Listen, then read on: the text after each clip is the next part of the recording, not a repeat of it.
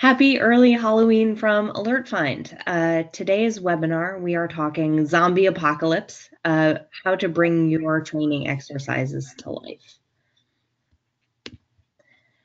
You can join us on Twitter using the hashtag zombie apocalypse or AF webinar, and we will be live tweeting at AlertFind.com. I am thrilled to welcome back to the webinar today Robert Clark, a business continuity consultant, author, and trainer. Robert Clark is a fellow of the Institute of Business Continuity Management, a fellow of the British Computer Society, and a member of the Security Institute. He has extensive business continuity experience, including 15 years at IBM and 11 years at Fujitsu. He has also studied terrorism and counterterrorism at both Bucks New University in the UK and Leiden University in the Netherlands.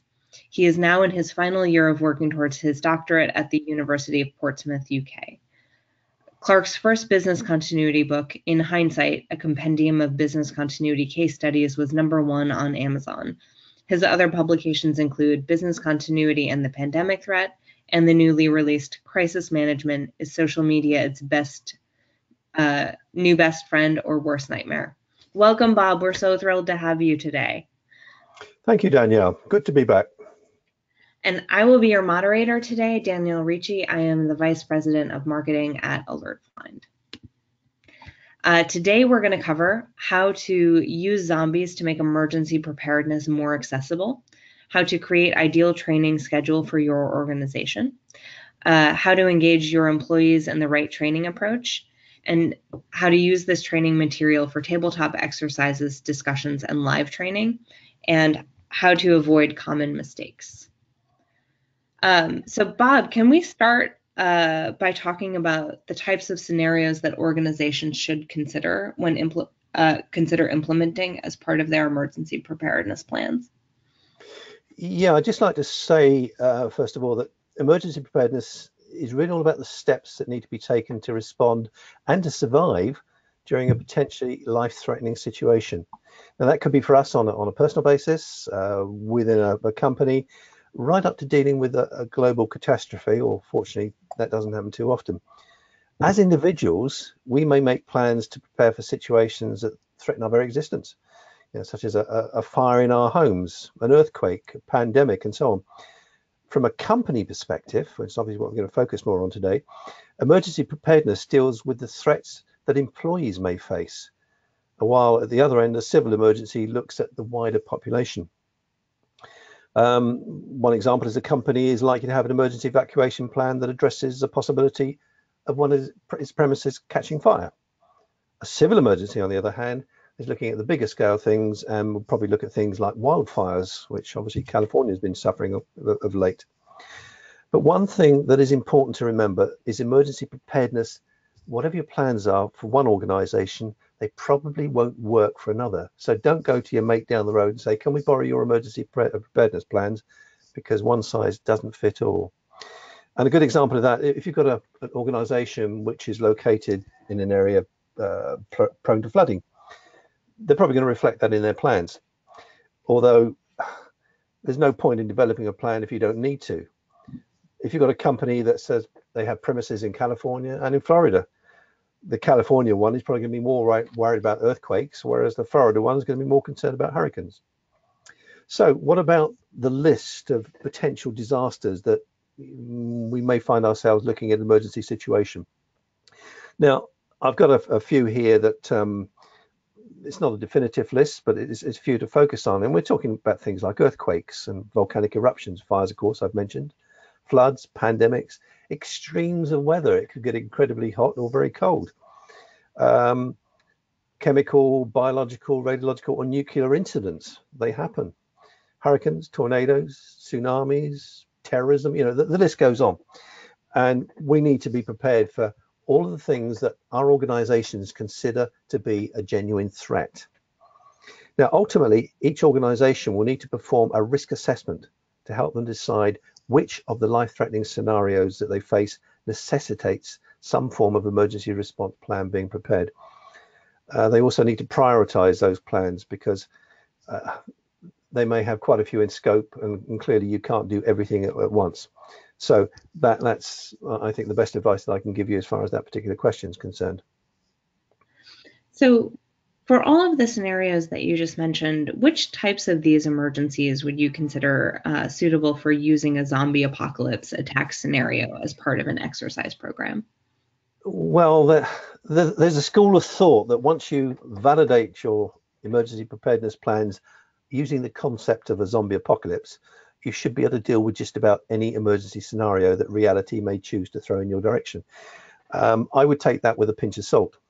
There are certainly a lot that would, but I don't believe that every situation would work for a zombie apocalypse.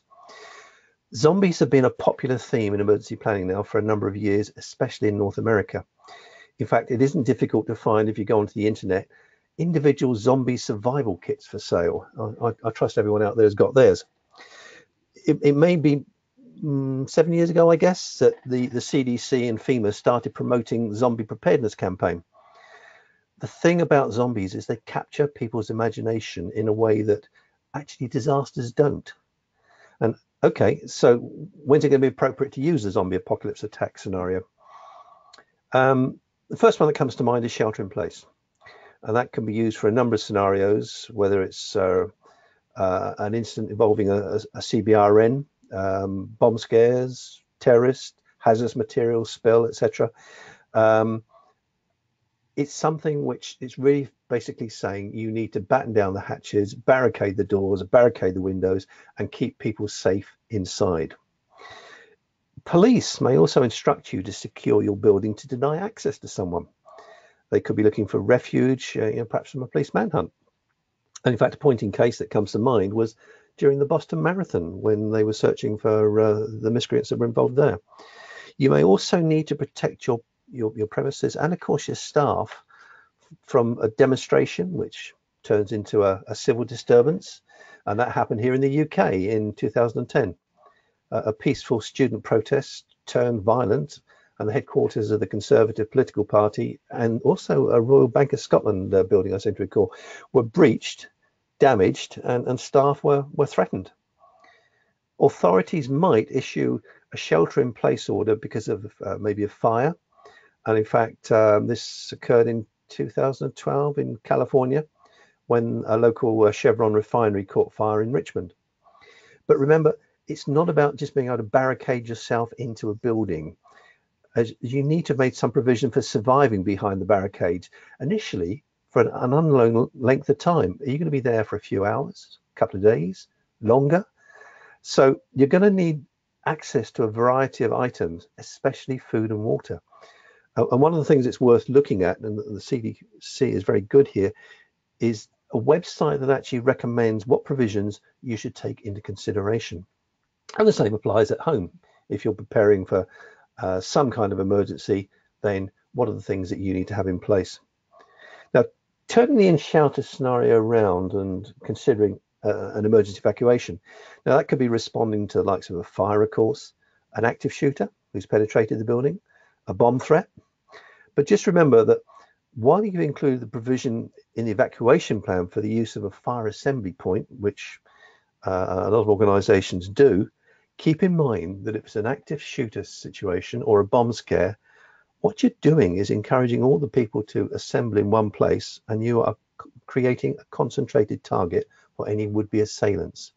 So please keep that in mind if you're putting a plan in place that you need some kind of variant there for people to disperse.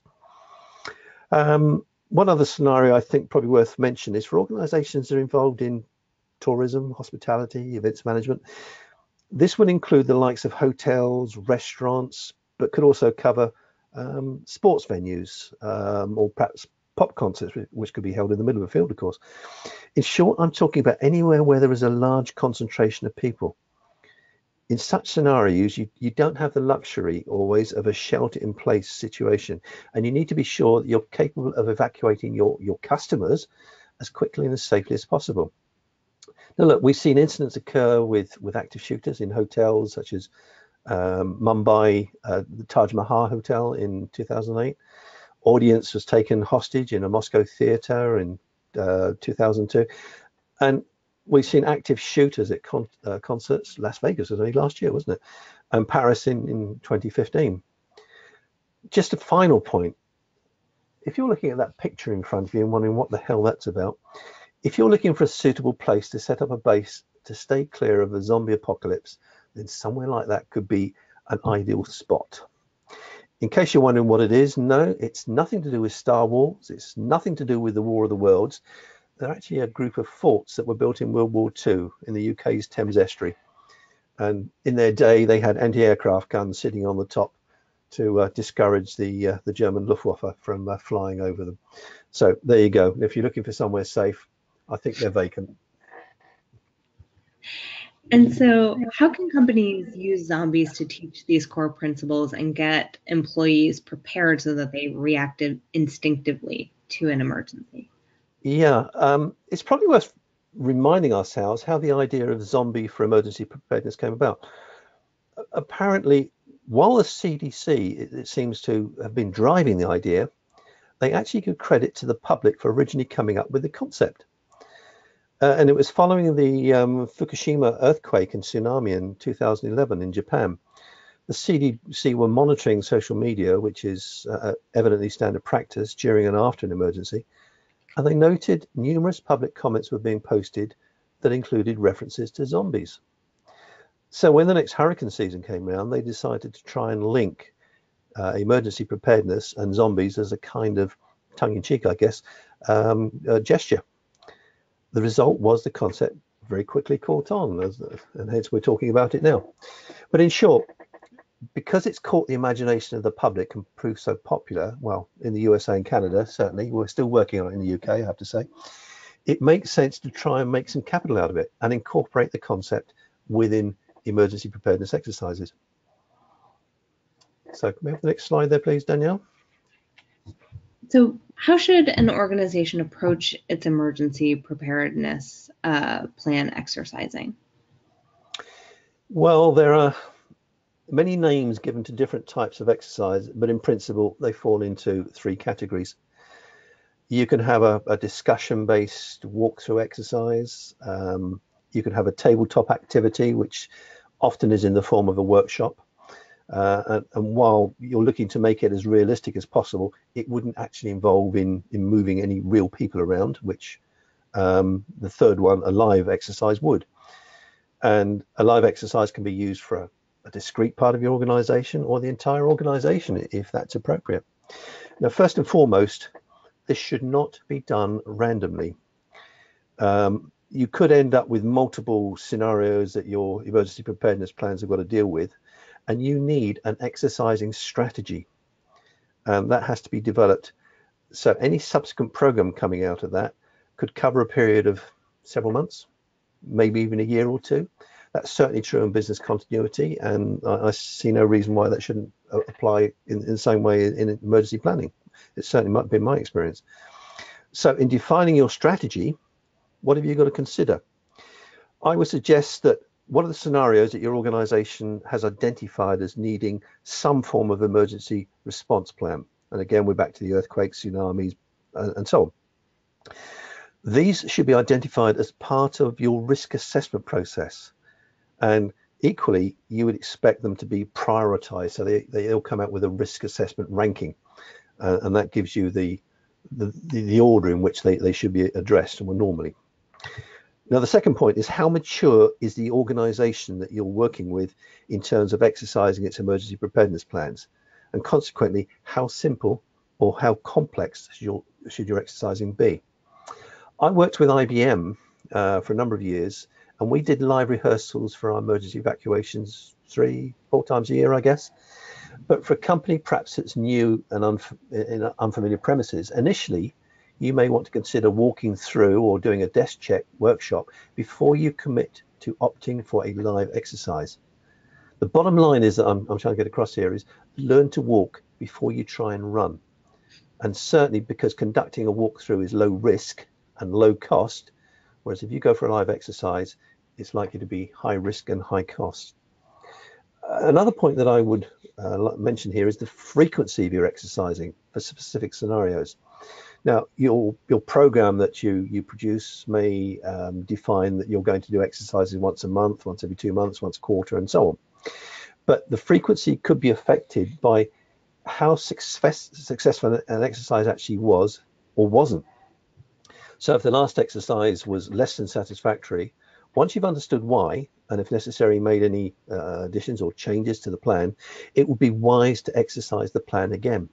So this could affect your program schedule. So the frequency could be influenced if your organization has, say, a high turnover of staff, because as new arrivals come in, initially, they're going to be unfamiliar with whatever your plans are. And one final thought for you on this question. In my opinion, one of life's modern enigmas is the cell phone.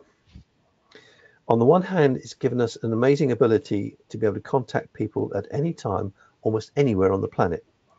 So we can interact with the internet day and night, making full use of the ever-growing plethora of apps and so on. But conversely, some people seem to be permanently joined at the hip to their cell phones, and they live, and their lives, I should say, appear to be totally ruled by the need for some form of addictive and continuous interaction. The sad fact is that the side effect of these phones is they can be an immense source of disruption and distraction. So I may be contentious when I say my recommendation is to you, if you don't need them, ban the damn things. So sounds like we're starting with walkthroughs. We walk before we can run. So who should take part in a walkthrough? Generally speaking, I would expect a walkthrough or a discussion-based activity just to be a team of 2 or 3 people. I would recommend that one is the author of the plan. And equally, I would recommend, whether it's 2 or 3 people, that at least one other, and this is not the author, is familiar with the concepts that the plan is dealing with. They don't necessarily have to be part of your organization. If you don't have an expert, there's no reason why you can't bring someone else in. And in some respects, that can be a benefit, because one of the things I've noticed when I've been facilitating plan reviews is that sometimes people read things out of the plan that are not actually there because they've got prior knowledge of the organization. So in short, 2, 3 people, and you're going to be just walking through the plan, discussing it, and so on. So what about the tabletop exercise, the second option? Who should be part of that? Yeah, this is where it starts to get fun, in my opinion. The workshop or the tabletop exercise, it can be very, very powerful. And it's also low risk. A bit more expensive because you tend to have more people actually involved. But the most important thing is it can be really realistic. But if you're performing the exercise behind closed doors and everything you're doing is a simulation, keep that in mind. As I said before, you're not actually trying to get people to evacuate or shelter in place, etc. This is all being done in one room, and just the people that are there are being involved. Now, I once facilitated one of these workshops, and probably just about every attendee was a senior manager in the company. The scenario was a pandemic, and the team got so immersed in what we were doing that 2 of the team nearly came to blows, because the human resources director said he would categorically not visit the family of a deceased employee because he might get infected by the pandemic contagion.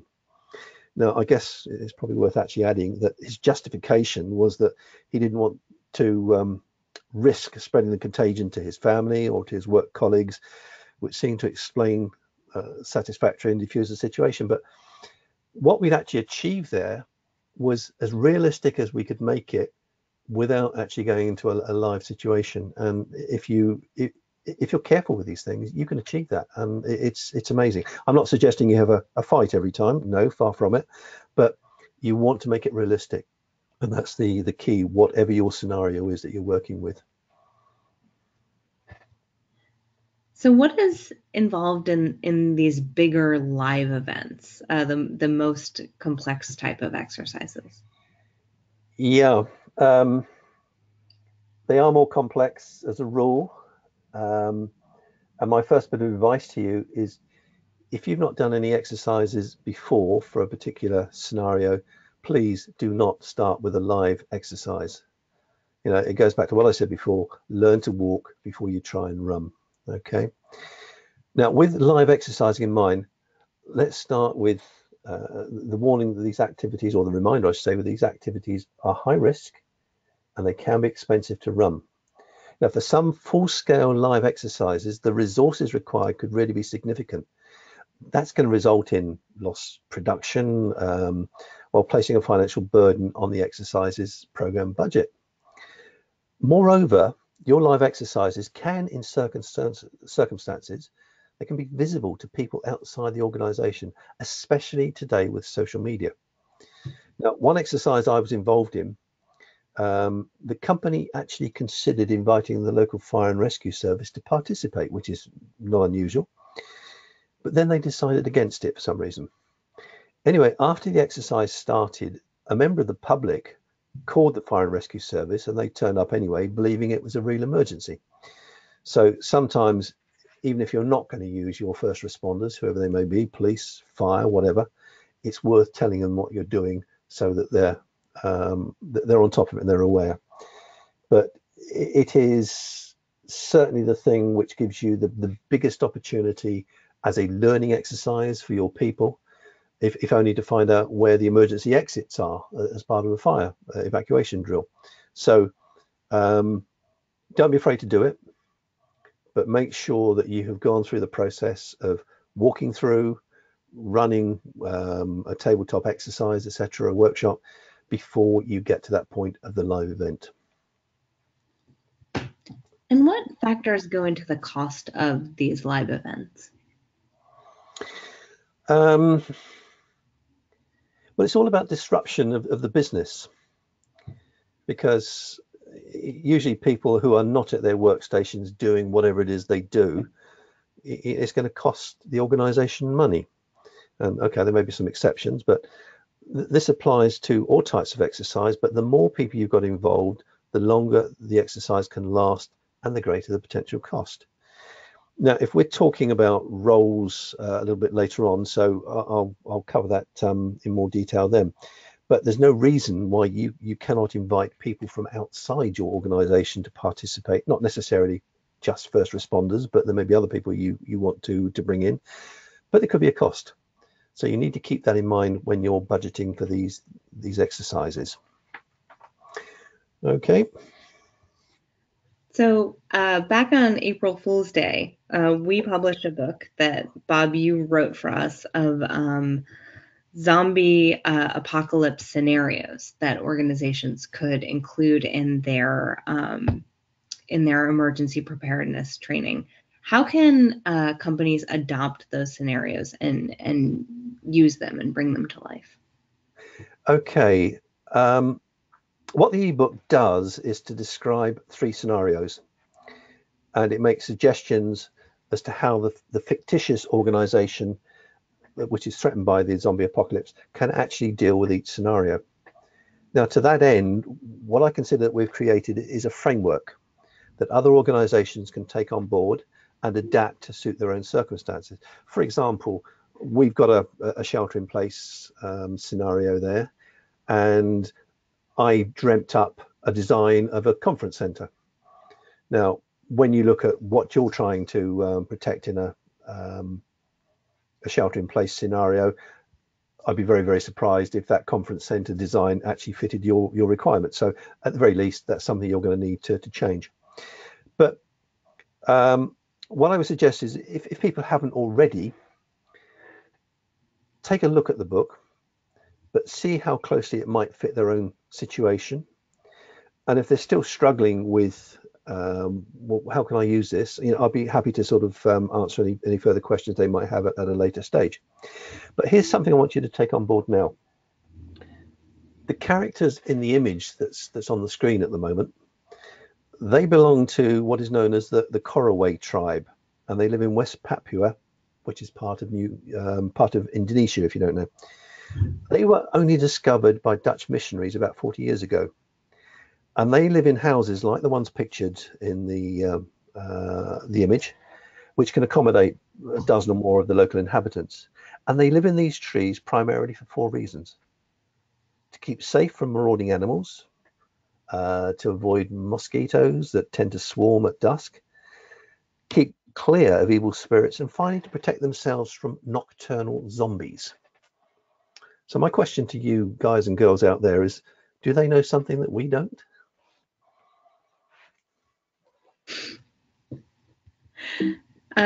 So what roles do you need to run these exercises?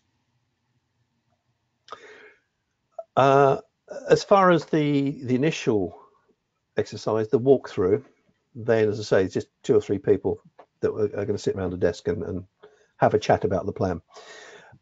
For the workshop, I would expect people who are stakeholders in the plan, shall we say, and you may need a facilitator. I've often done the role of facilitating sessions like this. When it comes to a live event, there's a whole host of people that you may consider that, oh, we need one of those and we need 2 of those. So facilitator, I've just mentioned, observers, safety officers, role players, and in the case of a zombie apocalypse, you may go down to your local amateur dramatics group and persuade them to come and dress up as zombies, or go to your local high school and see if they want to come out to play as well. So there are lots of various people that you can consider as being appropriate, and emergency services, first responders, etc. I mentioned earlier. Now, there are some good examples on the internet of active shooter rehearsals that I've come across recently. And the first one, I've got them noted down here. The first one was in 2002 at Dartmouth College in Hanover, New Hampshire. Second was 2014, University of North Carolina at Charlotte. And the third one, 2015, at Wayne State University in Detroit. Now, they've all gone through rehearsals, etc. And I think it was at Wayne State University. The exercise was carried out with first responders being present. Students volunteer to act out various roles. They use stage makeup and theatre blood to create the illusion of injuries and fake bullets. Remember, as I say, this was an active shooter scenario. And to add realism to the exercise, police cars were used to block various streets in the vicinity of the university. Anything's possible. So going from your 2 or 3 people sitting around a desk having a chat about the plan to something which is highly visible, and I'm sure that some people in the location of the last example were wondering what the hell's going on.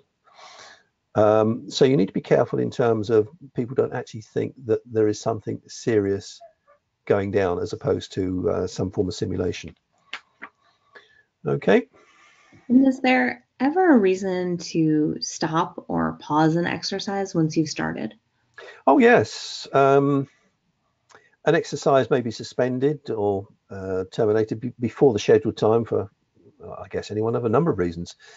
A genuine instance occurred, so you've got to focus your attention on that rather than going through whatever simulation you're doing. Maybe the exercise has achieved its objectives and there's no point in going on. Or you may have applied a time chop because you wanted the exercise to stop by a certain time and it's overrunning. In fact, that reminds me, I was involved in one exercise for a client which overran, and I found myself locked in the client site as my visitors pass wouldn't allow me to go through the unmanned security gate after 7 p.m. That's a personal experience. Perhaps it's become clear as you're going through an exercise that, well, we can't actually achieve anything else. And there may be situations where health and safety of participants is threatened. So keep those in mind. In fact, one other occasion, I can remember an exercise which was being performed over a weekend had to be abandoned because the building we were using was struck by lightning, which rather stopped us dead in our tracks, although not literally, I should add. So yes, these are the type of things that can happen, and you need to make a judgment call in terms of, okay, let's stop here and carry on. Yep. So are there any other issues that you should be looking out for with a live event? Yeah. When you're planning a live exercise, do you announce your intentions to the workforce or not? Now, some people argue that you should always announce exercises well in advance so that people can prepare. Now, look, personally, I'm someone who's been brought up on a diet of unannounced exercises, and I've got IBM to thank for that. And I would argue that whatever the disaster is, whatever shape or form it comes in, they rarely give us any warning. So by always using the announced approach, you're not truly testing your organization can actually respond in an instance if required. So I would recommend a blend of announced and unannounced exercise would be the best approach as far as that's concerned. My biggest bugbear, I suppose, is some individuals may be reluctant to buy into the exercise process. And again, this is true of emergency preparedness and business continuity. They may need some form of encouragement to help them focus on the importance of what you're trying to do. They may claim, oh, look, I'm too busy, or find they've got a convenient dental appointment, or some other excuse that they come up with for not supporting the exercise. Personally, I would be looking to set them relevant measurables as far as the exercise is concerned. Objectives that affect their pay and rewards, etc. Something that will usually focus their thinking and resolve their reluctance to participate. It's a bit of a pain, it happens, and you just need to manage it as best you can. But there's one suggestion of how to do it. Or if you don't have the clout, then go to a manager who can help you and support you. So once you've finished an exercise, what are the next steps? How do you learn from it and get better? Once an exercise has been completed, every organization should want to know what went well, what went badly, what could we have done better, what do we learn from the exercise? Did it reveal any risks or issues that need further consideration, and so on? So I would recommend that organizations do three things, which I would collectively call your post-exercise activity. First, run a short debrief immediately after you finish the exercise. You know, when recollections of what happened are still fresh in everyone's mind. Okay, they may be saying, oh, it's been a long day, I want to go home, I'm tired, I'm hungry, but make it short and sweet, but collect as much as you can from everyone involved. A week or two later, I would follow that up with a cold debrief. And again, so now you've had a chance to reflect, is there anything else that you want to raise, and so on. And finally, write up your report, which include conclusions and recommendations. Now, in the debriefs, you're going to be looking to capture their honest opinion on the key issues that came up. And if anyone really feels they need to criticize something or someone, then it should be up to you, if you're managing it, to encourage them to make their criticism as constructive rather than destructive as possible. You want them to think, you want them to reflect, you want them to give you their opinions and feelings. You know, so try and avoid asking closed questions when you're talking to them. Ask them questions such as, so what would you have done? Or how would you have approached that particular issue? Or what improvements do you feel we could have added? Or how do you feel, how would you feel if we did this instead? And so on, questions like this. They may not have an opinion, but if you don't ask, you won't know. Like the exercise, both debriefing sessions should have a scribe in attendance. And please, despite the name, do not underestimate the importance of having someone there that can note what is happening, what is being said, and in such a way that it can be played back accurately afterwards. It's an invaluable skill. The final thing that's probably worth adding is, during an exercise, it's possible that a great deal of material can be produced, and it should be collected at the end. Now, I'm talking here about maybe someone's notes on a pad, even their doodles, I suppose. Audio or visual or photographic records are sometimes created. Keep them all, because they could be relevant input to your post-exercise report. Okay. So what's the biggest takeaway for anyone planning an exercise? Well, the obvious one is a sense of satisfaction when your plan actually works as you intended. Or was it Hannibal in the A-Team who loves it when a plan comes together? Yeah, we're all like that, I suppose. But let's not forget or underestimate the invaluable opportunity that an exercise gives us in the form of a learning process for attendees. And I'm talking here about the planner, and I'm talking about the participants. Now, I came across a quote not so long ago, which was General George Patton, which I'm sure all the American attendees will recognize the name. He was a famous World War II general. And he is alleged to have said, "A pint of sweat will save a gallon of blood." And what he meant was that tough training before a battle will save the lives of soldiers in combat. And I've also heard soldiers that I know personally talk about when they found themselves under fire. They've often said something like, then the training kicked in, at which point they reacted instinctively to the various situations that they found themselves in.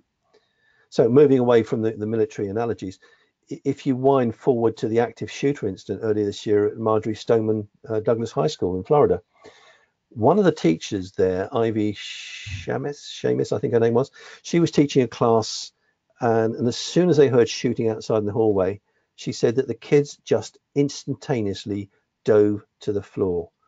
They didn't think about it. They didn't ask questions. They just tried to take cover around the perimeter of the classroom. And the reason they did that is because they had rehearsed and rehearsed and rehearsed. So it comes to the point where it becomes instinctive. And organizations should strive to achieve, I think, a standard of familiarity with their business continuity and emergency preparedness plans that means staff act instinctively when faced with a genuine incident. It's what's often referred to as unconscious competence. You don't think about what you need to do, you just get on and do it. And so how frequently should businesses be running these training exercises? Well, there's really no set rule. And keeping in mind that businesses may have a plan for earthquake and another for active shooter and another for pandemics, the list goes on, etc., as I mentioned earlier. Actually trying to regularly rehearse every plan can become a drain on resources, especially if we're talking about a live event. So this is why it's important to put together a strategy for your exercising program, as I mentioned in one of the earlier slides. So it's difficult to give a precise answer there because I really don't think there is a precise answer that I can give. So hopefully that will provide a little bit of guidance that if you do your planning, if you create your exercise program, then that will give you an idea as to what you're going to be doing, when you're going to be doing it, and you can do the necessary in terms of involving, whether it's 3 people, whether it's 500 people or whatever. But it's not something, as I say, that you should be putting together today for something which you want to do this weekend or whatever. If you don't plan properly for these events, then they can end up as a disaster anyway. So you touched on this a little bit earlier briefly. What role does feedback play in the process? So the feedback that you're getting from the debrief? I would say that as far as the plan is concerned, the author of the plan should be prepared to accept feedback from whatever source, regardless of whether it's a senior manager or a junior member of the organization or somewhere in between. You can get them back obviously through the process that I mentioned, the post-exercise activity, or someone may bump into you at the coffee machine and say, "Oh, I've been thinking," and actually hit you with something. Either way, I would personally ask the individual, look, could you drop me an email about that, so that you actually have a record of their thoughts in writing. And my main reason for that is because I'm a suspicious so-and-so. Is, as an old manager of mine once said, if it's not in writing, then it didn't happen or it was never said. And I think there's a lot of truth in that. And even if they're reluctant to do it, just say, "Oh yeah, but I'm off to a meeting now. I might forget what you've told me. Would you mind, please?" That's probably all I need to say on that one. So on that note, I think, Danielle, it's time for any questions.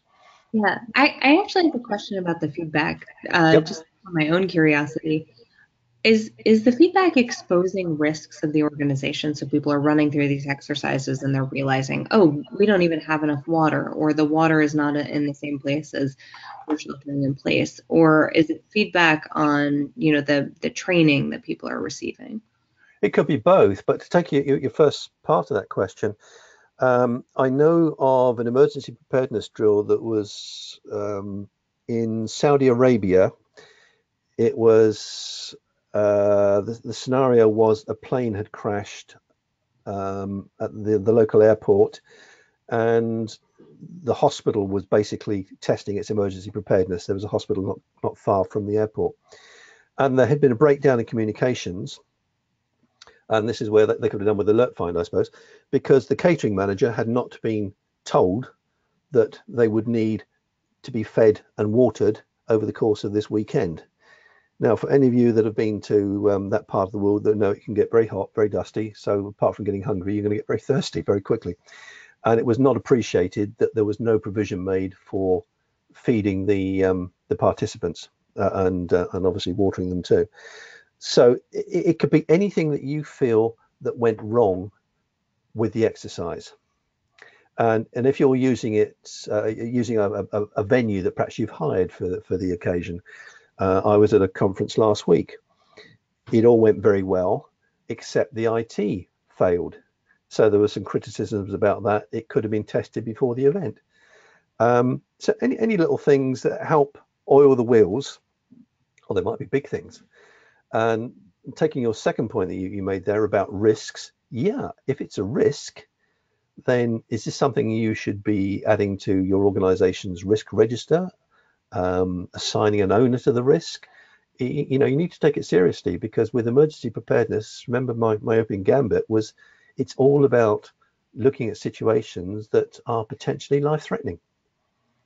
And if you are found to be remiss in terms of you don't deal with a particular risk, whatever the circumstances, that's not too important, and someone as a consequence gets hurt, then that doesn't look good on the organization or you as the individual if you're the one that should have been managing that risk.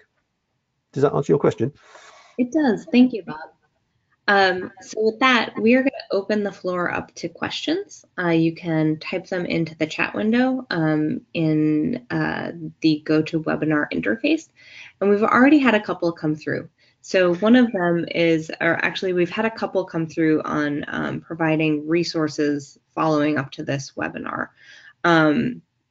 So first of all, we are going to be sending out tomorrow a video of this webinar, so the recording, and then we will also be attaching the zombie apocalypse training exercises that Bob wrote for us. So 3 training exercises in an ebook.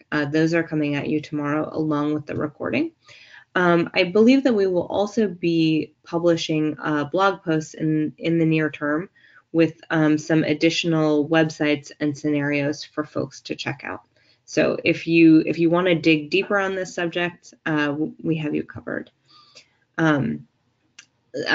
Secondly, next question is, would you consider stopping the exercise if it is going completely wrong and no one seems to be prepared? The short answer is yes. Remember, in the event of a live exercise, I asked the question, should it be announced or unannounced? If you're running an unannounced exercise, it means that you've got a relatively high degree of confidence that the organization is ready to deal with that type of situation. Any other type of exercise, whether it's a walkthrough or a workshop, etc., I would expect people to arrive at the very least knowing the plan. So it's not a case of, oh, give me 10 minutes, I just need to read this section of the plan. That's wasting time. Not just their time, it's wasting the time of everyone that's there. And I have had situations where I have said, I'm stopping this now and we will reconvene it at a later date when everyone has read the plan. I wouldn't be afraid to do that, and I would urge other people to strongly consider that as well, because otherwise it may just end up being a total and utter waste. So yeah, I certainly would. Great. Next question here is, our company is reluctant to stockpile sufficient supplies, i.e. food and water. What would your approach be to convincing them to step up? Um, I had this question asked of me not so very long ago in Paris, and they were talking about pandemic at the time, and it was recommended that one of the things that they actually stockpiled were face masks. And I think it was trying to think of the actual designation. I think it's oh, I can't think of the name anyway. No matter. And the chief executive was asked the question, and he said, "We will order them when we know there's a pandemic coming." And one of the problems with that is that we had a situation where there's currently something called Middle Eastern Respiratory Syndrome, which, as the name suggests, it's to be found in places like Dubai and Saudi Arabia and so on, sometimes called camel cough. And it spread to South Korea. And when people started looking for various things to protect themselves and their employees, suddenly it all ran out. So you could find yourself in a situation that you're doing too little too late. And this could apply for things such as things for the bathroom, because obviously if it's a pandemic, again, just staying with that theme, you're going to need to be washing your hands on a regular basis. Is it disinfectant? A whole host of things that you may need during a pandemic. And of course, that list will vary depending on what the emergency is. Food, water, yes. A lot of companies will say, "Oh, we'll deal with it at the time," but at the time, you may not have an opportunity to deal with it. That's the scenario that you're facing. Right. Next question is, my company is pretty conservative, and I'm not sure they'll go for zombies. Any suggestions on other scenarios? Oh, is this person in the UK? It's one of your compatriots, Bob. Absolutely, yeah. If you've got someone at the top of an organization that says, "Oh, I just can't buy into this," I think the only thing that you can actually bring to their attention is the fact that this is taken seriously at fairly high level by recognized, credible organizations such as CDCs, such as FEMA, British Columbia. I think the state website has got advice on dealing with zombies there and so on. It's something which actually, I think, gives it credibility.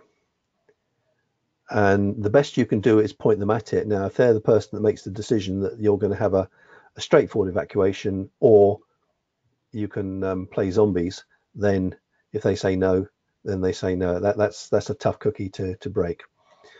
If at some point in time they move on, then obviously you can try again with whoever the next person is to have the mandate to make that decision. Next question is, I have 3 remote offices. How can I get them involved in the training? Well, the first question I would ask is, and obviously I'm trying to visualize the situation here.